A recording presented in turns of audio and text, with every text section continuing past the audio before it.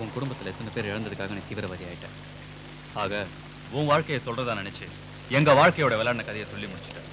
அதனாலதான் சாவு உனக்கு சட்டத்து மூலமா வராம எங்க மூலமா வந்துருக்கு.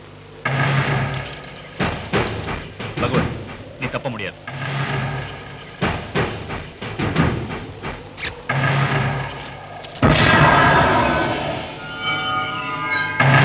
நீ சுட்ட அந்த பாம்பு அடிக்கும். அப்புறம் நான் மட்டும் இல்ல, நம்மளை சுத்தி 5 கிலோமீட்டருக்கு இந்த ஃபாரஸ்டே அழியும். நீ உன் தீவிரவாத கூட்டம், உன் ஆயுதங்கள் அத்தனையும் அழியும். இந்த நாட்டுக்காக என் உயிரை தியாகம் பண்ணி ஒரு தீவிரவாத கூட்டத்தை அழிச்சுட்டு சுடு. சுடு. இப்ப கூட நான் தீவிரவாதி இல்ல, அசிஸ்டன்ட் கமிஷனர் தான்.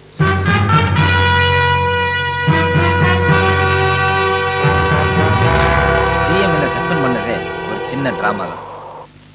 என்னப்பா சொல்ற? ஆமா சார், தீவிரவாதிகளோட மறைமுகமா கேடிஆருக்கு தொடர்பு இருக்கு. டேவிட் கேடிஆருக்கு சப்போர்ட்டா இருக்கறனால தீவிரவாதிகளை பிடிக்கிறதுக்கு இது வரைக்கும் எந்த விதமான நடவடிக்கை எடுக்கல. அப்படின்னா இமிடியேட்டா அவங்க 2 பேரும் அரெஸ்ட் பண்ணிடலாமா? சாரி சார், தீவிரவாதிகளை எதிர்த்து பிரச்சாரம் பண்ணிக்கிட்டு இருக்க கேடிஆரை தீவிரவாதிகளோட தொடர்பு இருக்குன்னு அரெஸ்ட் பண்ணா நம்ம நாட்டு ஜனங்க நம்ப மாட்டாங்க. அதோட அரசியல் பகையினால பழி வாங்கினதா உங்களுக்கு தான் கெட்ட பேர் வரும். சரி, இப்ப இதுக்கு என்ன வழி? முதல்ல தீவிரவாதிகளை பிடிக்கணும். கேடிஆரும் டேவிட் எங்களுக்கு சப்போர்ட்டா இருந்தாங்கன்னா அந்த தீவிரவாதிகளை கோர்ட்ல ஸ்டேட்மெண்ட் கொடுக்கணும். ஏன்பா, அதுக்கு தீவிரவாதிகளை பிடிச்சாக்கணுமே, முடியுமா? முடியும். அதுக்கு நீங்க ஒத்துழைக்கணும். என்ன செய்யணும்? ஹாஸ்பிட்டல் அட்மிட் ஆயிருக்க டிஜிபியை நீங்க போய் பார்க்கணும். ஓகே. அதுக்கு காரணமா இருந்தா என்ன நீங்க சஸ்பெண்ட் பண்ணணும். ஒரு சின்ன டிராமா தான் சார், அப்புறம் நீங்களே பாருங்க என்ன நடக்குதுன்னு. Okay, wish you best of luck. CM ட்ட பர்மிஷன் வாங்கிட்டு தான் உங்களை மாதிரி தீவிரவாதியா நடிச்சு டேவிட் பொண்ணோட ரிசப்ஷன்ல பாம்பு வச்சு போலீஸ் கிட்ட நானாவே மாட்டிக்கிட்டேன். கரெக்டா நாங்க வந்து காப்பாத்துவோம் எப்படி நம்பின? உங்களுக்குள்ள இருக்கிற ஹியூமன் பீயிங், மனித நேயம். ஒரு பொண்ணு ஸ்டேஷன்ல கற்பழிக்கப்பட்டு நீதி கிடைக்கலைங்கிறதுக்காக அந்த ஸ்டேஷனுக்கே வெடிகுண்டு வச்சீங்க. ஒரு மந்திரி அநியாயமா ஏழையோட நிலத்தை ஆக்கிரமிச்சாருங்கிறதுக்காக அவர் போன ரயிலுக்கே வெடிகுண்டு வச்சீங்க. உங்களோட ஒவ்வொரு செயலுக்கும் பின்னால ஒரு நியாயம் இருக்கு. சட்டம் தன்னுடைய கடமையை செய்ய லேட் ஆகும் போதெல்லாம் உங்களுடைய ஆயுதங்கள் குற்றவாளிகளுக்கு தண்டனை கொடுத்துக்கிட்டே இருக்கு. எப்ப நியாயத்துக்காக போராடுறவங்கள ஆயிட்டீங்களோ அப்பவே நீங்களும் நல்லவங்க தான். அதனாலதான் என்னையும் நீங்க காப்பாத்துவீங்கன்னு நம்புனேன். இந்த அளவுக்கு எங்களை பத்தி தெரிஞ்சு வச்சிருக்கிற நீ இருக்க வேண்டியது காக்கி சட்டைக்குள்ள இல்ல, காட்டுக்குள்ள. எங்கள ஒருத்தனா எங்களோட. உங்களோட ஒரு பக்கத்தை சொன்னவனே உணர்ச்சி வசப்பட்டல்ல, மறு பக்கத்தையும் சொல்றேன் கேள்வி. நீங்க ஸ்டேஷனுக்கு வெடிகுண்டு வச்சதுல 6 கான்ஸ்டபிளும் ஒரு இன்ஸ்பெக்டர் அநியாயமா செத்துட்டாங்க. அதனால அவங்க பொண்டாட்டி பிள்ளைங்க இன்னைக்கு வறுமையில வாடுறாங்க. ஏன்? சட்டத்தை மதிக்காம, ஜனநாயகத்தை மதிக்காம நீங்க எடுத்துக்கிட்ட வெடிகுண்டு கலாச்சாரம். ரயிலுக்கு வெடிகுண்டு வச்சீங்க, 150 பேர் செத்தாங்க, 50-60 பேர் கை கால இழந்தாங்க. இன்னும் என்னமோ நடந்துருச்சு. உங்க நோக்கம் உங்களுக்கு பெருசா தெரிஞ்சதே ஒழிய பாதிக்கப்பட்ட குடும்பங்களோட கண்ணீர் உங்க கண்ணுக்கு தெரியல. சட்டத்தால சாகடிக்கப்பட்டவங்க எண்ணிக்கையை விட உங்க தீவிரவாத செயலால சாகடிக்கப்பட்டவங்க தான் அதிகம். உலகத்துல ஆயுத கலாச்சாரமும் தீவிரவாதம் ஜெயிச்சதா வரலாறே கிடையாது. உங்களால அப்பாவி ஜனங்க உயிர் பலி கொடுக்கிற வரைக்கும் பொதுமக்களோட அனுதாபத்தை நீங்க சம்பாதிக்கவே முடியாது. எப்ப இந்த மண்ணுல பிறந்தியோ அப்ப நீ இந்தியன். எப்ப முதல்ல அம்மானு வாய் திறந்து பேசுனியோ அப்ப நீ தமிழன். இந்த ரெண்டையும் நீ மனசுல வளர்த்திருந்தா இப்படி தீவிரவாதி ஆயிருக்க மாட்ட, தேசியவாதியா இருந்திருக்கும். அரசாங்கங்கிறது நாம உருவாக்குனதுதான். ஆனா நீதியையும் நியாயத்தையும் போராடித்தான் பெறணும். இப்படி ஆயுதத்தை தூக்கி இல்ல, அஹிம்சை வழி. காரணம் இல்லாம யாரையும் நீங்க கொல்ல மாட்டீங்க, எனக்கு நல்லா தெரியும். உங்களை நான் நம்புறேன்.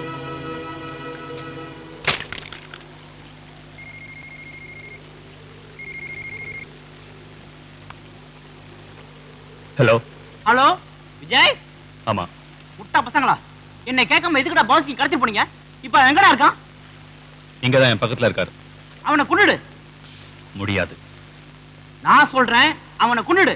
கேடிஆர் முடியாதுன்னு சொல்றேன்ல. அப்படின்னா நீயும் உன் கூட்டமும் உயிரோட இருக்க முடியாது.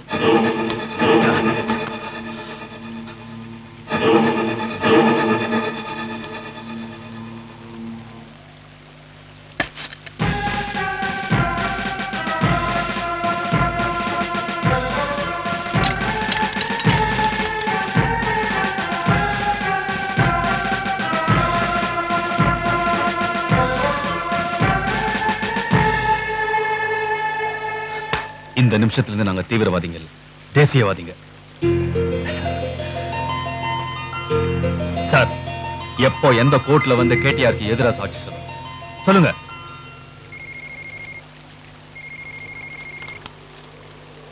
விஜய் பேசுறேன்.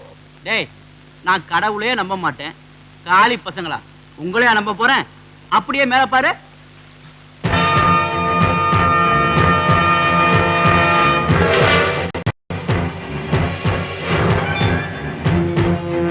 என்ன எல்லாரும் அப்படியே பாத்துக்கிட்டு இருக்கீங்க? சாரி சார், ஆயுதங்களை கையில எடுக்க மாட்டோம்னு இப்பதான் அவங்க முன்னாடி நாங்க முடிவெடுத்தோம். இந்த மாதிரி தேச துரோக கூட்டத்தை எதிர்த்து போராட்டத்துக்கு ஆயுதத்தை எடுக்க தப்பு இல்ல. கமான் போய்.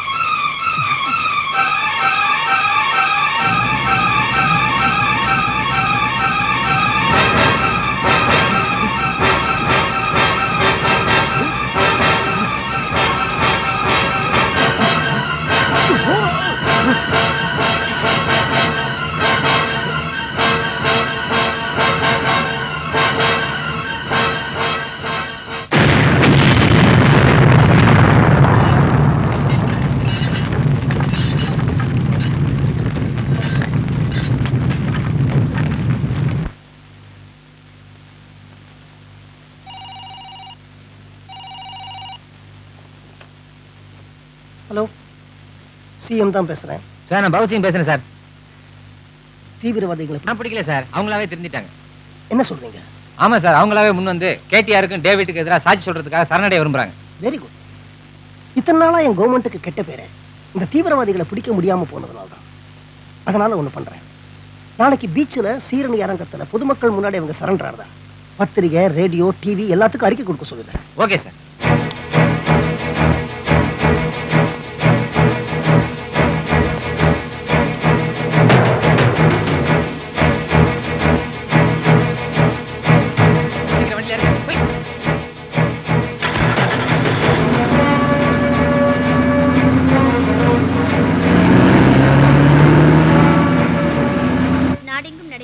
பல வெடிகுண்டு சம்பவங்களில் ஈடுபட்டிருந்த தீவிரவாதி விஜயும் அவனோடு சேர்ந்த தீவிரவாதிகளும் நாளை சென்னை சீரணி அரங்கத்தில் முதலமைச்சர் முன்னால் சரணடைகிறார்கள்.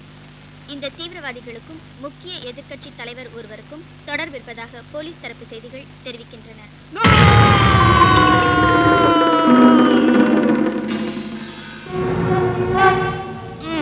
என்னையாது? நான் உங்க கட்சியில இருந்து ராஜினாமா பண்ணிக்கிறேன். நான் உள்ள போற சூழ்நிலை ஏற்பட்டா நீ என் கூட சேர்ந்து வர. என்ன பண்ண போற சொல்லு, என்ன பண்ண போற?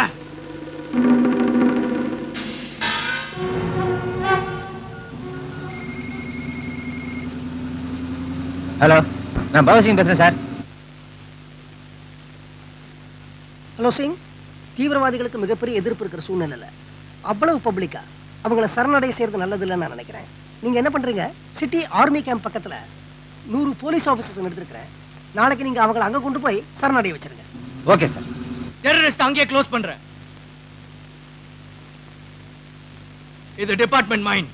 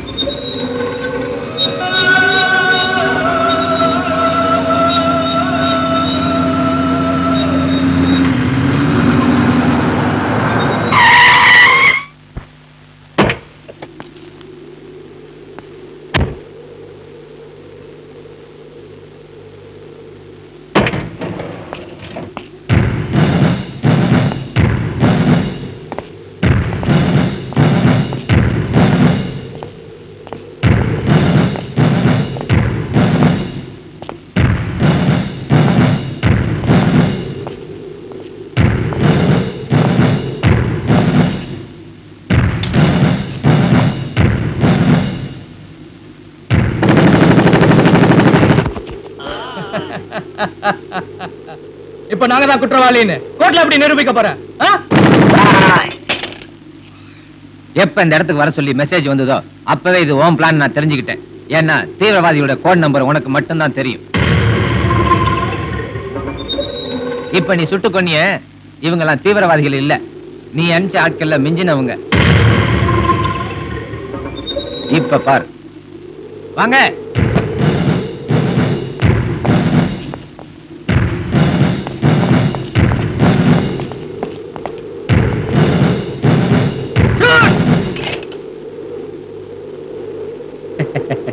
என்ன பேச முடிக்கிறீங்க? Come on. நீ எங்க நேர்ல வந்தவனே உனக்கு ஃபேவர் பண்ணுவாங்க இந்த போலீஸ்காரங்கன்னு அலட்சியமா நினைச்சிடாத. இவங்கெல்லாம் சின்சியர் போலீஸ் ஆபீசர்ஸ்.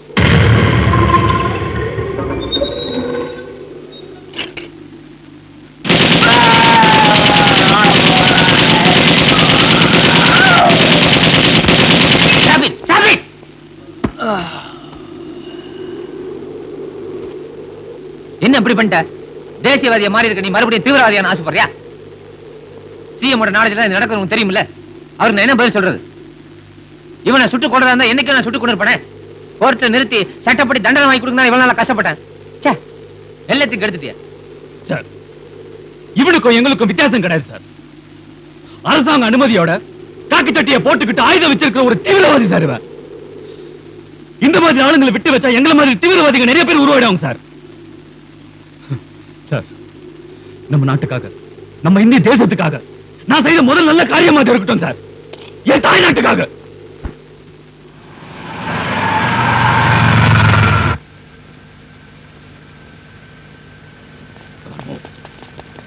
வண்டி அடியா.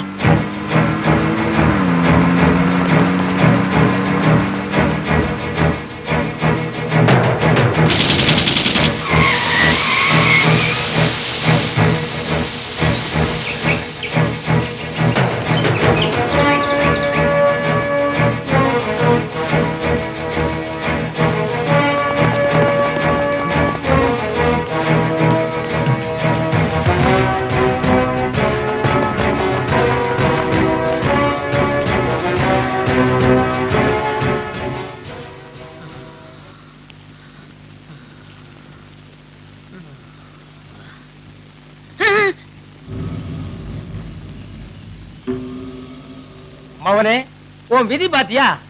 என்கிட்டயே வந்து மாட்டிட்டியாடா. பாலிடிக்ஸ்ல நான் ஸ்டேட் லெவல் கிடையாது சென்ட்ரல் லெவல் சொன்னியே.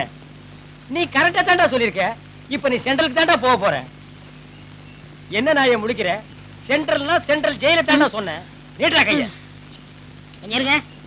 விலங்காவது நல்ல விலங்கா கொண்டாட கூடாது, துருப்பிடிச்ச விலங்க கொண்டாடுறீங்களே. நீயே ஒரு துருப்பிடிச்ச அரசியல்வாதி. உனக்கு இந்த துருப்பிடிச்ச விலங்கு பத்தாதா? ஜெயிலுக்கு போகும்போது கூட உங்க ஜாதி அந்த டயலாக் கூடாது இல்ல? வாடா.